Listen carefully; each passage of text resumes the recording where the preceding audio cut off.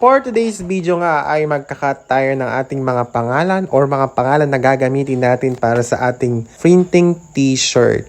Araw nga ng linggo ngayon pero walang rest day. Kailangan nating matapos to para naman ma-distribute natin agad. Ayan, napakahaba nga ng kakat ko na to. As in, totally na ilang panglikod. Siguro matatagalan ito ng mga 15 minutes siyang magkakat or mga 30 minutes siyang magkakat. So, ayun nga, habang hinihintay nating matapos ang ating cutter flutter, ay magkakape muna tayo.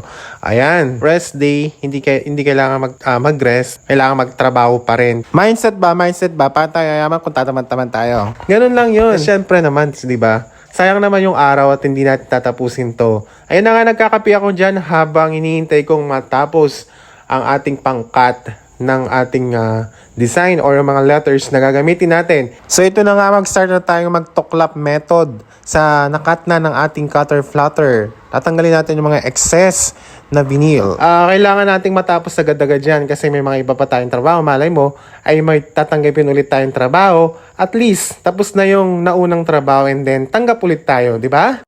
Kailangan lagi tayo nag-iisip paano tayo yayaman, hindi yung gastos tayo ng gastos. Ganun lang yun. Medyo mabusisi nga ang pagtatanggal ng mga excess na vinyl sa ating mga letters. At sino naman tayo para magreklamo at sumuko sa hamon ng buhay? Ganun lang yun. Kailangan nating maging malikhain at manap namang pagkakakitaan para sa ikakabuti ng ating buhay. Diba? Tama? Sisimulan na natin ang pagpipress at isiset natin ang ating machine sa 165 degrees at 15 seconds ang tagal ng pagluluto para na dumikit ng maayos ang ating mga design sa ating mga damit. Ayan na, gumagamit ako ng pang-align dyan para naman pantay-pantay o pare-parehas yung pagpipress natin ng damit. Medyo mabusisi nga ang ating pagpiprint o paglalagay ng mga design sa ating damit. Ganun naman talaga siguro. Kahit siguro sa takbo ng ating buhay, kailangan nating matikman yung hirap ng buhay bago natin malasap ang tunay na tagumpay. Kaya naman magsikap tayo palagi para naman hindi tayo laging inaapakan ng ibang tao.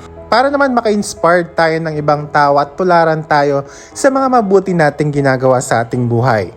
At huwag mo rin kakalimutang magpasalamat sa Diyos na nagbigay sa iyo ng mga blessings sa araw-araw. Dahil nandan siya para gabayan ka sa mga hamon ng iyong buhay. Sa lahat ng problema na iyong kinakaharap, sa lahat ng ginhawang iyong tinasa-masa araw-araw. Nandyan lamang siya at sumusubaybay sa iyo. At diyan na nga po nagtatapos ang ating video. Kung nais niyo po magpagawa o magpa-print ng damit, mag-PM lamang sa aming Facebook page, JS Dizon Prints, or sa aming mga personal Facebook account, Gilbert Somvillo, at kami din po ay nagpiprint ng mga documents, e-load, paybills, at marami pang iba. At yun lamang po, maraming salamat sa panonood. Bye-bye! It's time to say goodbye!